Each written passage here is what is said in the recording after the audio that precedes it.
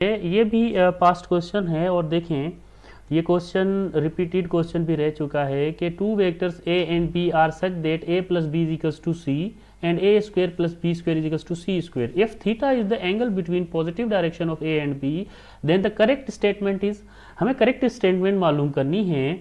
हमें ये पता है, क्या पता है कि यहाँ से यहाँ पे जो कोसाइंस लॉ है वो यूज होगा। तो आपको पता है कि a प्लस बी किसके इक्वल आ रहा है, लेट सपोज वेक्टर c के इक्वल आ रहा है अकॉर्डिंग टू इस स्टेटमेंट के ये इक्वल है।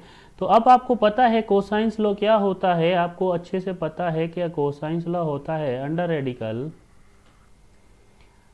Radical A square plus B square plus 2ab cos of theta.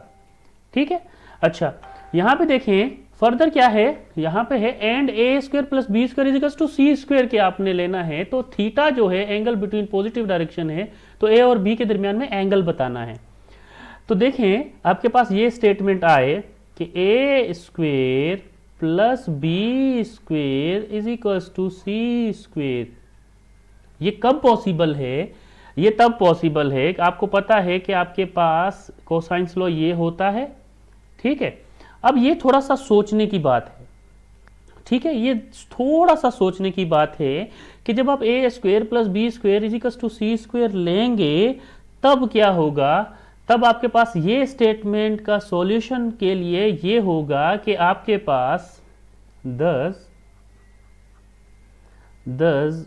2ab cos theta जो होगा वो इक्वल टू 0 के होगा, वो इक्वल टू 0 के होगा, तभी हमारी ये स्टेटमेंट प्रूव होगी, तो अब आपने ये सोचना है कि इसमें से कौन सा वो एंगल है यहाँ पे शिफ्ट किया जाए, इस जगह पे रखा जाए तो हम इस वाली टर्म पे पहुंच सकते हैं, ये वाली टर्म हमें मिले।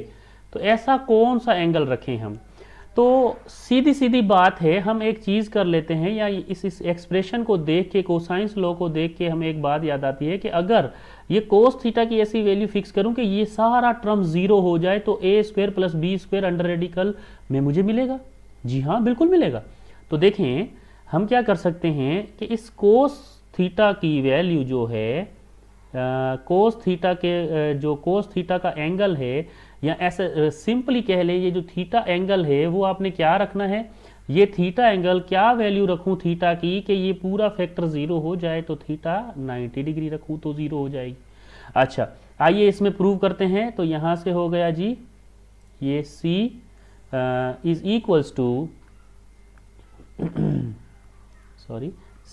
Equals to under radical A square plus B square plus 2ab cos 90 degree. ठीक है, और मुझे ये पता है कि cos 90 जो होता है वो 0 के इक्वल होता है। तो यहां से क्या आ जाएगा, c is equals two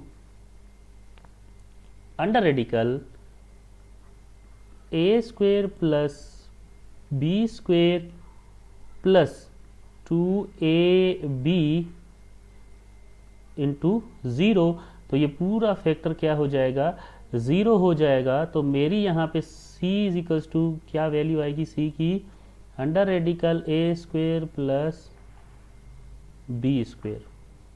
statement तो ये थी ना कि A square plus B square is equals to C square if theta is the angle between positive direction A and B, the correct statement is.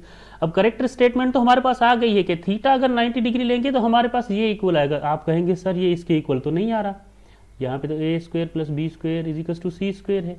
तो ये देखिए आप जैसे ही इसको स्क्वेयरिंग ऑन बोथ साइड करेंगे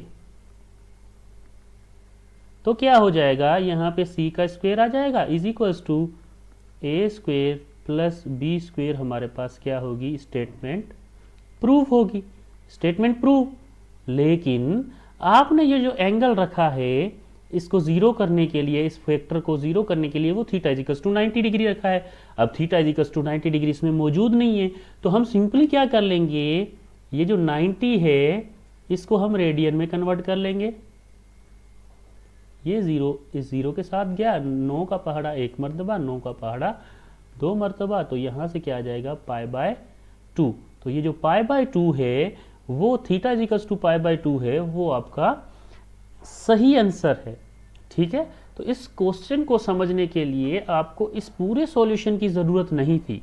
अगर तो आप फिजिक्स से रिलेट कर रहे हैं, इन टच ऑफ फिजिक्स हैं, तो आपको पता होना चाहिए कि जब मुझे a² + b² = c² चाहिए, तो अकॉर्डिंग टू पाइथागोरस थ्योरम ये परपेंडिकुलर होते हैं ना, तो परपेंडिकुलर के theta equals to 90 degree use होता है।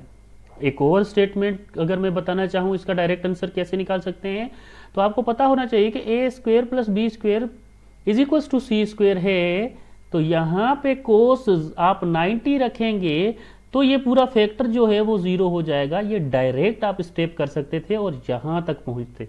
ये सॉल्यूशन बताने का रीज़न ये है ताकि आपको पता चले कि इसका वे टू सॉल्व मेथड क्या है। ठीक है, तो इस तरह से आप इसको सॉल्व भी कर सकते हैं और आपका आंसर आप खुद कंफर्म कर सकते हैं।